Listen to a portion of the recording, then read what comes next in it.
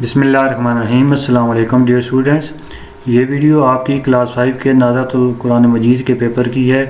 تو جو ابھی آپ کا پیپر ہوگا ناظرۃ قرآن مجید کا، تو یہ آپ کا پیپر ہے۔ تو یہ ٹوٹل آپ کے 50 نمبر ہے ناظرۃ قرآن مجید کے۔ تو آپ نے اس ویڈیو کو پورا دیکھنا ہے، اچھے سے غور سے سمجھنا ہے، تاکہ پھر آپ کو کوئی مسئلہ نہ ہو پیپر میں۔ تو اسٹوڈنٹ شروع کرنے سے پہلے اگر آپ نے ہمارا چینل لازمی اسلام سبسکرائب نہیں کیا تو اس کو لازمی سبسکرائب کریں، تاکہ آپ کو تمام پیپرز کی ویڈیوز، تمام اپڈیٹس ملتی رہیں۔ کائنڈلی ویڈیو کو لائک بھی کیجیے گا، دوستوں کے ساتھ شیئر بھی کریں، تاکہ ان کا بھی جو ہے وہ پیپر وہ اچھا ہو جائے۔ اور میری دعا ہے کہ آپ کے جو ریمیننگ پیپر ہیں وہ بہت اچھے ہوں اور آپ کے نمبر جو ہیں وہ بہت اچھے آئیں۔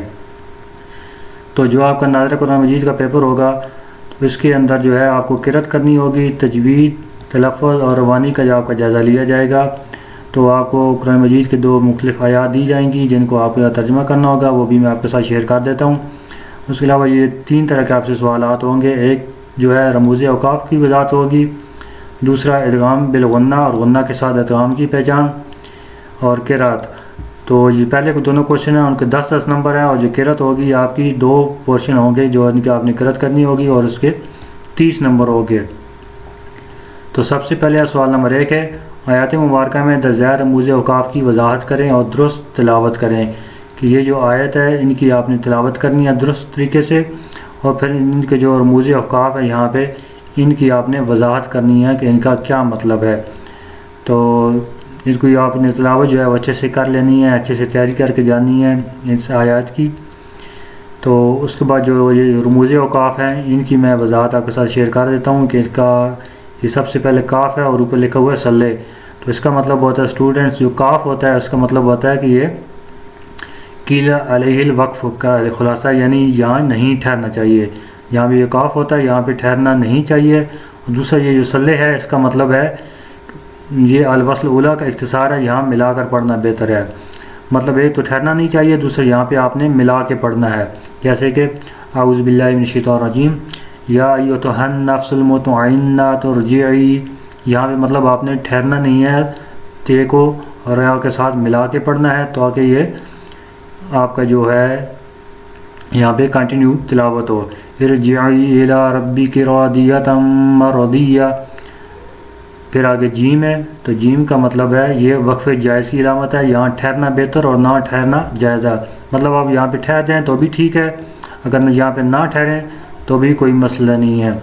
نیکسٹ آگے فادخلی فی عبادی، یہاں پہ آگے لام ہے، وادخلی جنتی، تو لا کا معنی نہیں کے ہیں، یعنی یہ علامت کہیں آیت کے اوپر استعمال کی جاتی ہے اور کہیں عبارت کے اندر۔ تو عبارت کے اندر ہو تو ہرگز نہیں ٹھہرنا چاہیے، مطلب اگر یہاں پہ آ جاتا ہے تو ہرگز نہیں ٹھہرنا چاہیے۔ اگر آیت کے اوپر ہو تو ٹھہرنا یا نہ ٹھہرنا دونوں طرح سے جائز ہے۔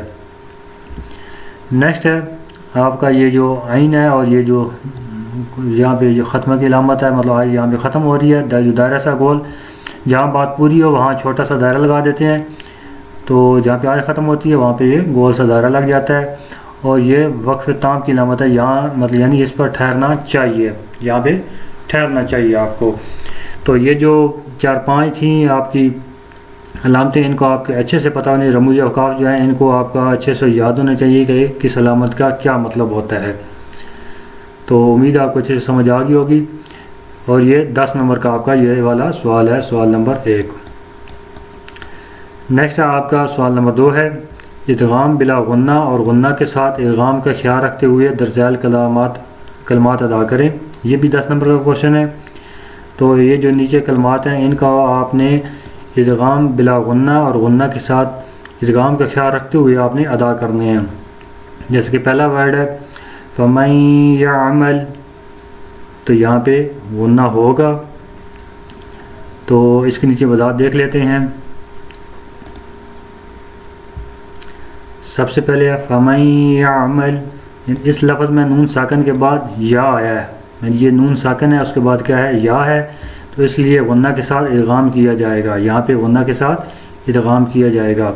نیکسٹ ہے مِن رَبِّکَ، تو اس لفظ میں نون ساکن کے بعد را آیا ہے، یہ نون ساکن ہے اس کے بعد کیا ہے، را ہے، اس لیے غنہ کے بعد غنہ کے بغیر ادغام کیا جائے گا۔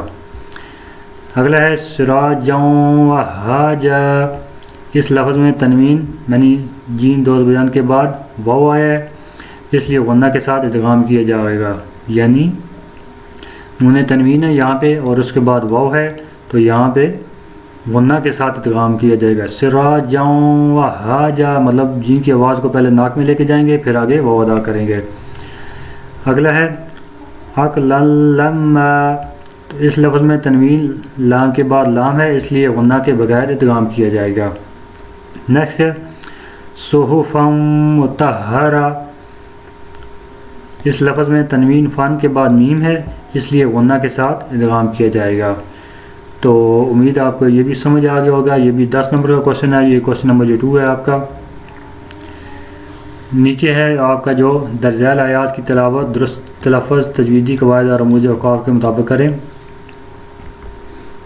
تو اعوذ باللہ من الشیطان الرجیم، بسم اللہ الرحمن الرحیم، تو یہاں سے لے کر آپ نے یہاں تک یہ جو آپ کو تلاوت مبارکہ قرآن مجید کا یہ سب جو پارٹ دیا گیا ہے، اس کو آپ نے اچھے سے تلاوت کر کے جانی ہے، پریکٹس کر کے جانی ہے، تاکہ آپ کو تلفظ میں کوئی غلطی نہ ہو، تجویدی قواعد میں کوئی غلطی نہ ہو۔ آپ نے تلاوت جو ہے وہ یوٹیوب پہ سن لیں یہ والے آیات کا، تاکہ بار بار پریکٹس کریں، تاکہ آپ کو اس کی اچھے سے پریکٹس ہو جائے۔ نیکسٹ پارٹ آپ کا، اس کے اندر بھی یہ بھی آپ کا یہ دوسرا آپ کے جو ٹیچرز ہیں ان یہ دونوں سے آپ تلاوت کروائیں گے، 15 نمبر کی یہ دونوں ہیں، تو ٹوٹل نمبر اس کے 30 ہیں جو آپ نے تلاوت کرنی ہے، اور آپ نے اس میں تلفظ کا خاص دھیان رکھنا ہے۔ دوسرا جو رموز اوقاف ہیں ان کا بھی دھیان رکھنا ہے، جیسے کہ یہ یہاں پہ ہے، یہ یہاں پہ رموز اوقاف ہے، اس طرح یہ یہاں پہ ہے، یہ یہاں پر ہے، یہاں پر ہے، تو ان کا آپ نے خاص دھیان رکھتے ہوئے تلاوت کرنی ہے۔ تو اس طرح پھر آپ کا امید ہے کہ انشاءاللہ پیپر جو ہے وہ بہت اچھا ہوگا۔ تو کائنڈلی ویڈیو کو لائک کریں، چینل کو لائک سبسکرائب کریں، ملتے ہیں نیکسٹ ویڈیو میں، اللہ حافظ۔